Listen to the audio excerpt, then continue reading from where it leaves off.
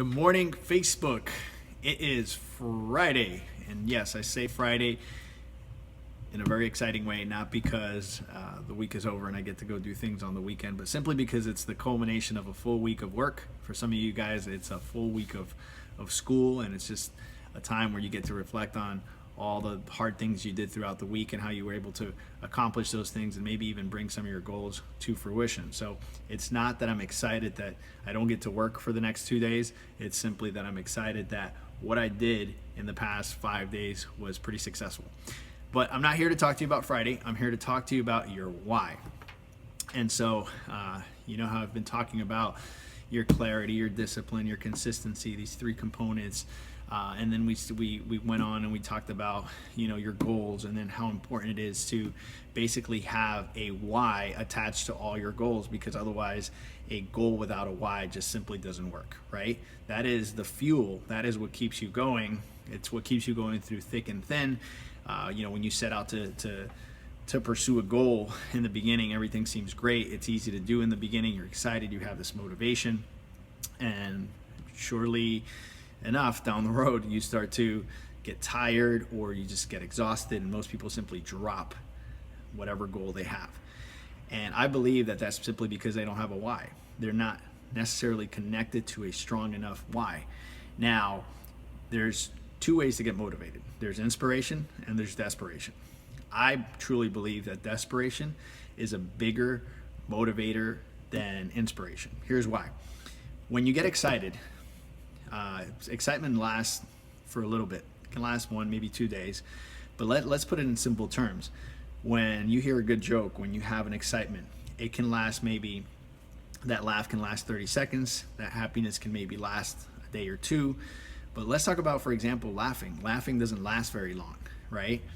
Yet, if you have a sad emotion, that emotion seems to drag on for 2, 3, 4 weeks. For some people, years, right? They think about a specific thing, and it makes them emotional, and they break down right away. And wow, they can't even talk about it because they can't stop crying. So we know that sadness is an emotion that is lasting, and it's what we call catabolic emotion, but still it's an emotion that can be used in a positive way. In other words, you can channel that sadness in a way that actually helps you. And so in this case, we're looking for a why that has 3 components, right?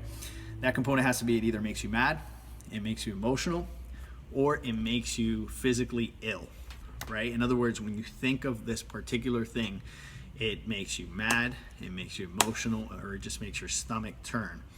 And so these things, if you attach them to a goal, right? Say, for example, you have this cause, and that cause is you want to end child hunger. And every time you think about child hunger, it makes you completely emotional. Or, you think of an injustice in the world, and it makes you really mad, and it just fires you up. Or maybe, you're against child abuse, and you heard of a child being abused, and your stomach just turns and it makes you physically ill. That particular emotion will carry you through that goal, which can be ending hunger or ending child abuse or whatever it is your cause is. But if you get my point, it has to be something that really arouses this emotion, that fires you up, that'll keep you going through thick and through thin. This is what's going to allow you to sustain your goals. And so I want to give you a simple story of Viktor Frankl. Viktor Frankl was a neurologist, psychiatrist that went through the Holocaust. And he actually wrote a book, and in his book he talked about how he was able to overcome the horrors of the Holocaust. And he it's a great book, and it talks about how the only thing that kept him going, because his feet were wet for over a year. He never had dry feet. He was always in the snow, and he was doing manual labor, and he was being punished, and they weren't taking showers, and they were just in these horrific conditions. And the only thing that kept him going day after day after day after day and kept him alive was the memory of his wife. So he would close his eyes, and he would say that for 30 seconds he would just think of his wife as he was hugging her and he was loving on her. And that warm feeling kept him going through hunger, through abuse, through physical abuse, through verbal abuse, through all types of abuse. There were murders going around, murders going on around him. There were babies being murdered. There were people being put in gas chambers, people every day getting sick.